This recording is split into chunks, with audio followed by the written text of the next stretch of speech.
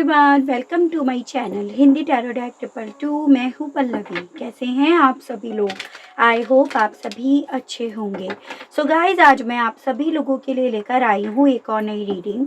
और आज हमारी इस रीडिंग का टॉपिक है कि आप जिस पर्सन के साथ डील कर रहे हैं या जिनके लिए भी आप आज इस रीडिंग तक आए हैं, क्या आपको इस पर्सन का इंतज़ार करना चाहिए या फिर आपको मूव ऑन कर जाना चाहिए। तो वो चीज़ें देखेंगे। ठीक है, यानी कि काफ़ी वक्त अगर आपको हो गया है इस पर्सन का इंतज़ार करते करते, तो डेफिनेटली आपके मन में ये सवाल आता होगा कि अब क्या करना चाहिए, वेट करना चाहिए या मूव ऑन कर जाना चाहिए। तो वो यहाँ पर देख रहे हैं। ठीक है, और हालांकि अंत में जो डिसीज़न होगा वो आपका होगा। ऐसा नहीं है कि यहाँ पर आपको डिसीज़न लेने के लिए दबाव डाला जा रहा है, फोर्स करा जा रहा है। अंत में आपका ही फैसला होगा, लेकिन यहाँ पर एक सिचुएशन बताई जाएगी जो भी है आप दोनों के बीच की, और फिर उसके हिसाब से यूनिवर्स या डिवाइन आपसे क्या कहना चाह रही हैं वो देखा जाएगा। ठीक है, तो आई होप आप समझ पाए होंगे। तो चलिए देख लेते हैं और जान लेते हैं। अगर वीडियो पसंद आए, कनेक्ट कर पाएँ तो लाइक, शेयर एंड सब्सक्राइब जरूर करें। साथ में बेल आइकन को प्रेस जरूर करें ताकि आपके पास नेक्स्ट वीडियो की नोटिफिकेशन आसानी से पहुंच सके। चैनल पर पहले से ही जुड़े हुए हैं तो लाइक ज़रूर करें, कमेंट ज़रूर करें और ग्रेटिट्यूड ज़रूर दें उस यूनिवर्स को, उस डिवाइन को, जिनसे आप इस रीडिंग के दौरान अपने आप को कनेक्ट करना चाहते हैं। जो भी रीडिंग होगी वो जनरल, कलेक्टिव और टाइमलेस रीडिंग होगी। मैरिड अनमैरिड कोई भी पर्सन ये रीडिंग देख सकता है। ऑल साइन बेस्ड यहाँ पर रीडिंग होगी। जेंडर स्पेसिफिक नहीं होगा, यानी कि लड़का या लड़की कोई भी रीडिंग देख सकता है। कहीं कहीं पर आपको एनर्जीज वाइस वैसा लगेंगी, यानी कि पॉसिबिलिटी है आपको ऐसा लगे कि ये एनर्जीज आपकी ही हैं, क्योंकि एनर्जीज चेंज होती रहती है। पर्सनल रीडिंग लेनी है आपको अगर, तो आपको एक ईमेल आईडी दिखाई देगी हिंदी टैरो डेक 222@gmail.com। तो उसके माध्यम से आप मुझ तक रीच आउट कर सकते हैं। उसके अलग मेरा कोई और पर्सनल नंबर नहीं है। गाइड कीजिए universe, please divine, please archangels, please holy angels, please spirit guide, मुझे गाइड कीजिए, बताइए व्यूअर्स के पर्सन की अब सोच क्या है इस कनेक्शन को लेकर। यूनिवर्स गाइड कीजिए, बताइए। 6 of swords, 7 of swords, 5 of swords, 10 of cups, S of pentacles, 8 of swords and bottom of the deck है जजमेंट।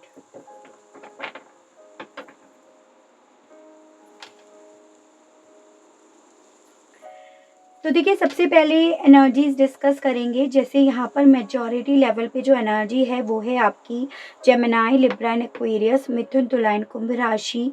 उसके अलग यहाँ पे आपकी स्कॉर्पियो की एनर्जी है, ये टॉरस, वर्गो एंड कैप्रिकॉन, यानी कि वृषभ, कन्या एंड मकर राशि, and cancer, Pisces and Scorpio, कर्क, मीन एंड वृश्चिक राशि है। तो मेजॉरिटी लेवल पे ये एनर्जीज यहाँ पर आई हैं। अभी हालांकि और कार्ड्स निकाले जाएंगे तो देखा जाएगा कि और कौन कौन सी एनर्जीज है। तो सबसे पहले हमारा सवाल यहाँ पर ये बनता है कि इस पर्सन की आखिर सोच क्या है आपके साथ के कनेक्शन को लेकर।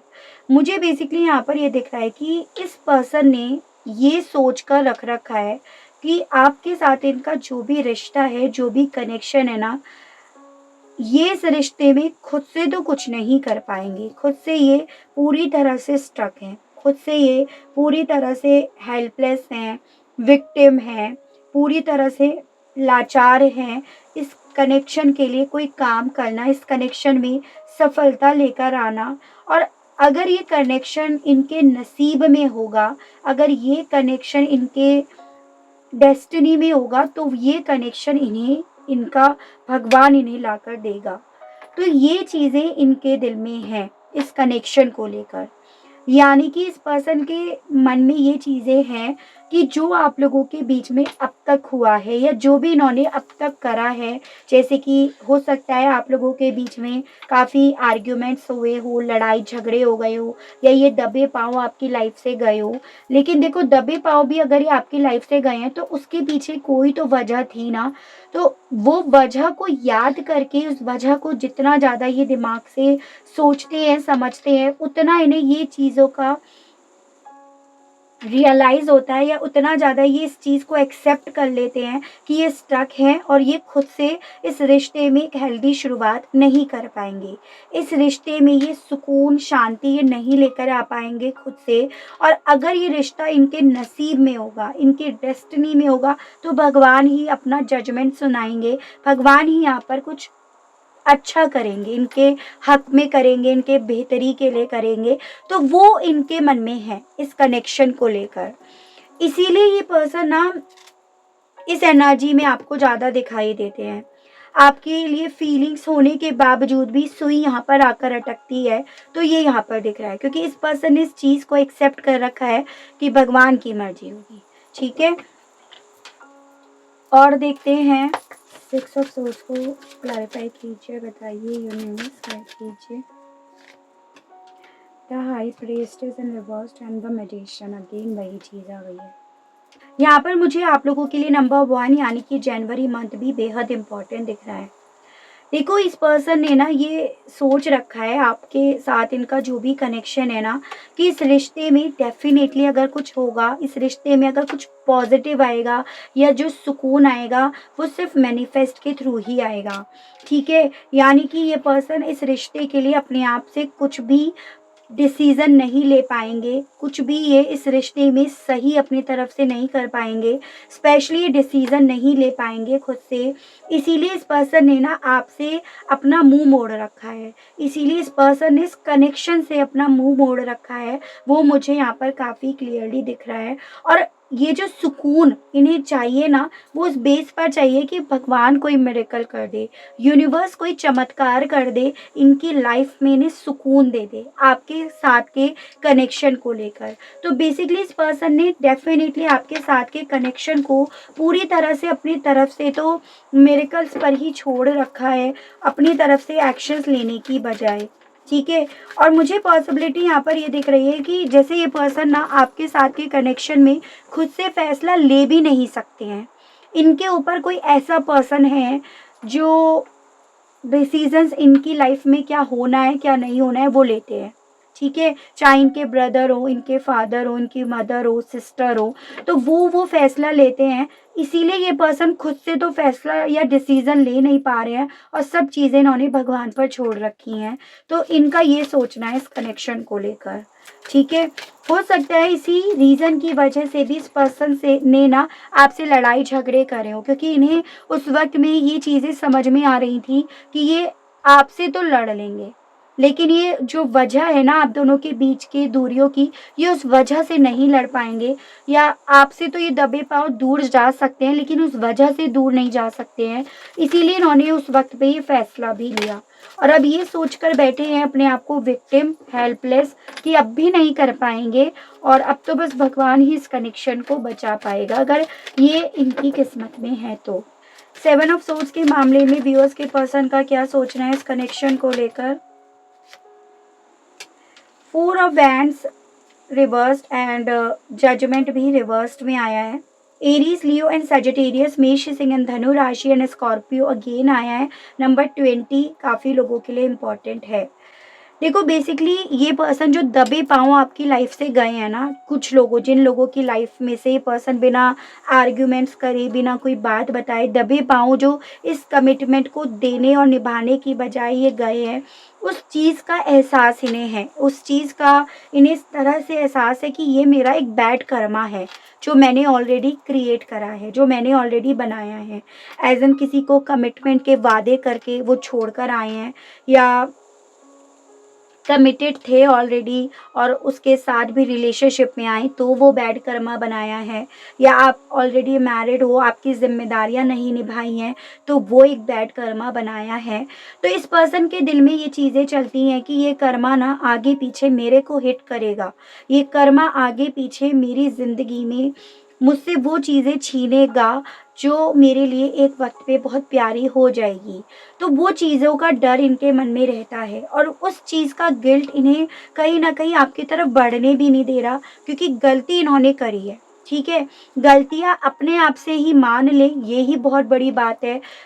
आपके सामने तो ये क्या बोलेंगे वो अलग बहुत बड़ी डील इनके लिए हो रही है। ठीक है। तो इनके दिल में इस कनेक्शन को लेकर ये है कि इस कनेक्शन में ऑलरेडी एक गलत काम कर चुके हैं, गलती खा चुके हैं, ठीक है। और अब इनके लिए खुद से इस रिश्ते में बढ़ना एक और गलती होगी। तो इस तरह से ना चीज़ें इन्हें और ज़्यादा विक्टिम बना देती हैं, इनकी सोच को और ज़्यादा विक्टिम बना रही है। तो वो यहाँ पर है। 5 ऑफ सोर्ड्स के मामले में गाइड कीजिए, बताइए यूनिवर्स। व्यूअर्स के पर्सन का क्या सोचना है इस कनेक्शन को लेकर, गाइड कीजिए। 8 of pentacles in reverse and bottom of the deck है night of wands.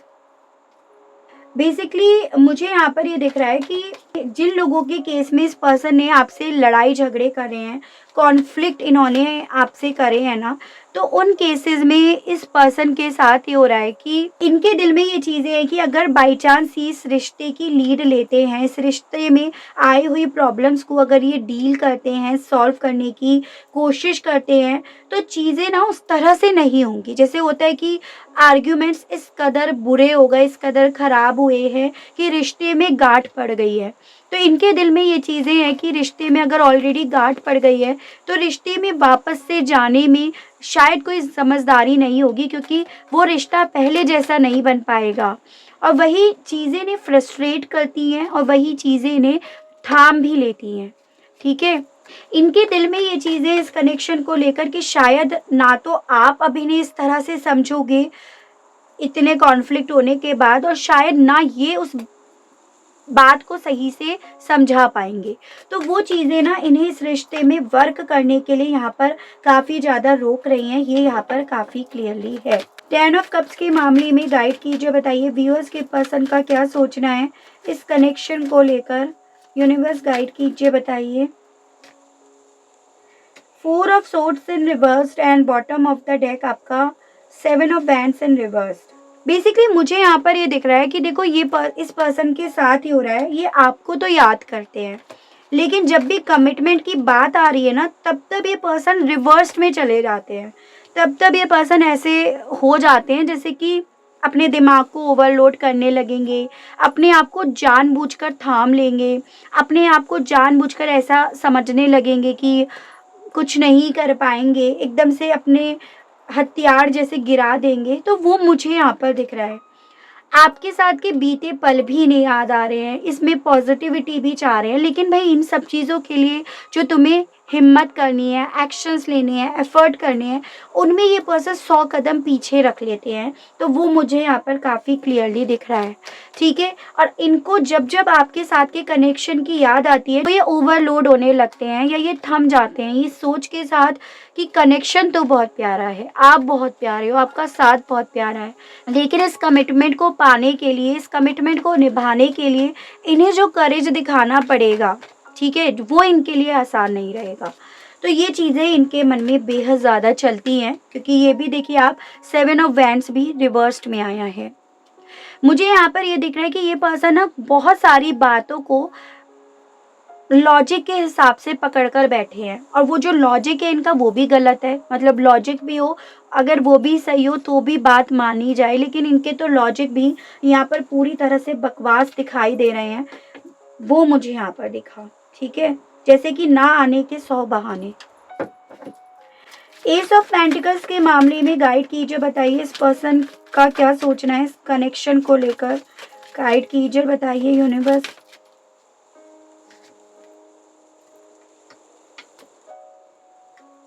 The star and 5 of source. भाई देखो, ईगो प्रॉब्लम तो इस पर्सन को हद से ज़्यादा है, हद से ज़्यादा।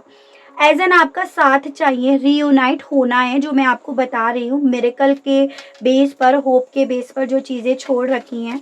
खुद से ना आने के पीछे की वजह है कि ये आपके सामने झुकना नहीं चाह रहे हैं, ठीक है। ये आपके सामने अपनी गलतियों को एक्सेप्ट नहीं करना चाह रहे हैं।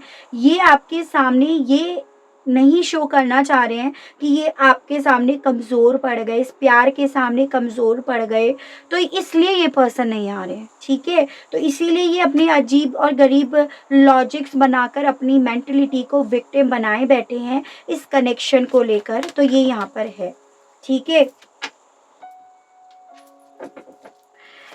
एट ऑफ सोर्ड्स के मामले में व्यूअर्स के पर्सन का क्या सोचना है इस कनेक्शन को लेकर, यूनिवर्स गाइड कीजिए, बताइए। Six of wands, death in reversed and overall energy sun. यही उम्मीद करी जा सकती थी। डेफिनेटली इस पर्सन ने ना अपनी खुशियों को भगवान के हवाले, जो भी आपके गॉड हैं उनके हवाले छोड़ रखा है। ये यहाँ पर अगेन क्लियर दिख रहा है। एज इन पता है कि आप इनकी खुशी हो, आपका साथ इनकी खुशी है, लेकिन अपनी सोच को विक्टिम मानकर बैठ गए हैं और अपनी जीत उसी में ये पर्सन देख रहे हैं। इनके दिल में ये चीज़ें हैं इस कनेक्शन को लेकर कि जो रिश्ता एक बार ख़त्म हो जाता है उसके वापस से रीबर्थ होने की पॉसिबिलिटीज़ उतनी ही कम हो जाती है। उसमें जीत हासिल करने की, उसमें वो मान सम्मान रेस्पेक्ट करने की पॉसिबिलिटीज़ उतनी ही कम हो जाती है जो आप इन्हें देते थे। वो आदर, मान सम्मान, रेस्पेक्ट जो आप देते थे, तो उसकी पॉसिबिलिटीज़ उतनी ही कम हो जाएगी। और इसीलिए ये पर्सन इस कनेक्शन में अपने आप से कोई एफर्ट नहीं कर रहे हैं, सब चीज़ें मिरेकल्स पर, भगवान पर छोड़ रखी हैं। तो डेफिनेटली आपका सवाल यहाँ पर ये बनेगा ही इसके अकॉर्डिंग कि भाई क्या करें, फिर हम वेट करें इस इंसान का या मूव ऑन करें। तो वही देखते हैं। गाइड कीजिए universe, please divine, please archangels, please holy angels, please spirit guide, मुझे गाइड कीजिए, बताइए व्यूअर्स को क्या करना चाहिए इस कनेक्शन को लेकर। यूनिवर्स गाइड कीजिए, बताइए व्यूअर्स को क्या करना चाहिए, गाइड कीजिए, बताइए। The star, the moon, king of wands, S of swords, nine of cups and bottom of the deck है स्ट्रेंथ। देखिए बेसिकली आपसे यहाँ पर ये बोला जा रहा है कि माना रिश्ते आप दोनों के बीच में जो भी हैं वो इस वक्त में कंट्रोल से बाहर जा चुके हैं और आपको ये चीज़ें भी काफ़ी हद तक क्लियर हो गई होंगी कि अब ये रिश्ता ना सिर्फ और सिर्फ इस पर्सन की साइड से एक्शन ना लेने की वजह से ही समय के साथ साथ कंट्रोल से बाहर जाता जा रहा है। आप इस चीज़ को भी अच्छा खासा समझ गए होंगे, इसकी क्लियरिटी आपको सही वे में हो गई होगी। हालांकि देखो रिश्ते में होप बनाना सही होता है कि होप के बेसिस पर इंसान बैठता है या बैठती है, लेकिन यहाँ पर ये बोला जा रहा है कि आपने अगर इस रिश्ते में इस पर्सन को बहुत समय दे दिया, इंतज़ार कर लिया आपने बहुत समय तक, तो अब आपको स्ट्रेंथ की ज़रूरत है अपनी ख्वाहिशों को पूरा करने के मामले में। यानी कि इस पर्सन से हटकर जो आपकी और ख्वाहिशें हैं, ऐसा नहीं है कि सिर्फ एक ही पर्सन आपकी ख्वाहिश है, अगर है और कोई ख्वाहिश नहीं है तो उस ख्वाहिश को ढूंढो। और आपसे बोला जा रहा है अब हिम्मत आपको जुटानी पड़ेगी। इसका मतलब ये नहीं आपसे बोला जा रहा कि भाई आप अपने प्यार को बिल्कुल छोड़ दो, किसी और रिलेशनशिप में आ जाओ, ये भी नहीं बोला जा रहा। आपसे यहाँ पर ये बोला जा रहा है अब आपको स्ट्रेंथ जुटाकर सबसे पहले आपको अपने आप को स्टेबल करना होगा, मटेरियल चीज़ों के मामले में अपने आप को इम्प्रूव करना होगा। यानी कि हद से ज़्यादा आपको अपने कैरियर पे फोकस लगाना होगा। इस चीज़ को लेकर आपको स्ट्रांग बनना है, ठीक है। होप के बेसिस पर आप बैठे हो, याद कर रहे हो, बहुत अच्छी चीज़ है। रिश्ता तोड़ना इतना आसान भी नहीं होता है, लेकिन जैसी सिचुएशन है उस सिचुएशन के हिसाब से एटलीस्ट अपने आप को ढाल तो सकते हो। अब आप इसे अगर मूव ऑन का नाम लेना चाहो, देना चाहो तो आप दे सकते हो, लेकिन यहाँ पर यही बोला जा रहा है कि कुछ समय के लिए आपको स्ट्रेंथ जुटाकर अपना फोकस अपनी स्टेबिलिटी पर, अपनी ख्वाहिशों पर, अपनी इच्छाओं पर रखना होगा। ये आपसे यहाँ पर काफ़ी क्लियरली बोला जा रहा है, ठीक है। आप तो डेफिनेटली तैयार हो इस पर्सन को अपना कमिटमेंट देने के लिए, लेकिन जब तक अगला या अगली खुद से इस रिश्ते में एफर्ट नहीं करेगा या करेगी, तो देखो रिश्ते जोर ज़बरदस्ती के नहीं होते हैं। जोर ज़बरदस्ती से आप इन्हें अपनी लाइफ में ले भी आओ मान लो, या ये ज़ोर ज़बरदस्ती के बेस पर आपकी लाइफ में आ भी जाएं और फिर वहाँ पर आकर आपको वो प्यार, वो सपोर्ट ना करें, वो केयर ना करें, तो वो भी तो ज़िंदगी आपकी और ज़्यादा हद से ज़्यादा टॉर्चर के बराबर हो जाएगी। तो ये आपसे बोला जा रहा है या तो तब स्ट्रेंथ जुटा लो या अब स्ट्रेंथ जुटा लो। डिसीजन आपका है, क्योंकि आप मैच्योर हो, आपको पता है मेरा अच्छा या बुरा क्या है। ठीक है, तो आपको ना अब ज़रूरत है समय इस पर्सन को नहीं, अपने आप को देने की। गाइड कीजिए, बताइए यूनिवर्स व्यूअर्स को क्या करना चाहिए इस कनेक्शन के लिए, वेट और मूव ऑन। गाइड कीजिए, बताइए यूनिवर्स। सन, यस का कार्ड आया है and overall energy, judgement and the fool, तीनों ही यस को डिनोट करता है। तो बेसिकली आपसे ये बोला जा रहा है कि देखो, होना यही है इस कनेक्शन में जो ये पर्सन चाह रहे हैं। सन एंड जजमेंट, यानी कि यूनिवर्स की तरफ से इस रिश्ते में नई शुरुआत डेफिनेटली होगी। ऐसा नहीं है कि नई शुरुआत नहीं होगी, लेकिन आपको कुछ समय के लिए अपना फोकस हटाना ही होगा। आपकी जो इस वक्त में सबसे ज़्यादा ख्वाहिश है इस पर्सन को पाना, उसे आपको लेट गो करना होगा। जब तक आप इस ख्वाहिश को पकड़कर होल्ड करके बैठोगे ना, तब तक आप इसको लेकर डरते रहोगे, नेगेटिव सोचते रहोगे और वो मैनिफेस्ट करते रहोगे। तो आपसे यहाँ पे मूव ऑन करने का मतलब ये बोला जा रहा है, आपको ना अपने डर को बिल्कुल निकाल देना है। ठीक है, अपने डाउट्स को बिल्कुल निकाल देना है कि आता है तो ठीक है, नहीं आती है तो ठीक है। तो उस तरह से आपको मूव ऑन करना है क्या, यानी कि स्ट्रेटेजीज तो बनानी पड़ेंगी आपको। तो ये आपसे आज की इस रीडिंग में एज अ गाइडेंस कह लो आप, और एज अ यूनिवर्स का इशारा कह लो। ठीक है, रिश्ते में होना यही है जो ये होप बनाए बैठे हैं, लेकिन आपके लिए ये गाइडेंस है। तो आई होप आपको रीडिंग के माध्यम से क्लियरिटी मिली हो। और देखो, इन सब चीज़ों के लिए ना 19 से 20 वीक्स लग जाएंगे आराम से, मतलब इतना वक्त तो आराम से यहाँ पर लग सकता है काफ़ी लोगों के केस में। तो आपसे बोला जा रहा है कि बेहतर यही है कि इतना वक्त यूं ही रोने धोने के, परेशान होने के, आप अपना स्ट्रेंथ जुटाकर अपना फोकस, अपनी प्रायोरिटीज बदल लो। तो ये आपसे एज अ गाइडेंस यहाँ पर बोला जा रहा है। तो आई होप आपको रीडिंग के माध्यम से क्लियरिटी मिली हो, कनेक्ट कर पाए हो। अगर आपको क्लियरिटी मिलती है, कनेक्ट कर पाते हैं, तो बताइएगा ज़रूर, और चैनल को लाइक शेयर एंड सब्सक्राइब ज़रूर से कीजिएगा, ताकि आप लोगों के लिए इसी तरह से नई नई रीडिंग्स, नए नए टॉपिक्स मैं लेकर आ सकूं, और हम लोगों का साथ, हम लोगों का प्यार यूं ही बना रहे। आज के लिए बस इतना ही। Okay, bye bye.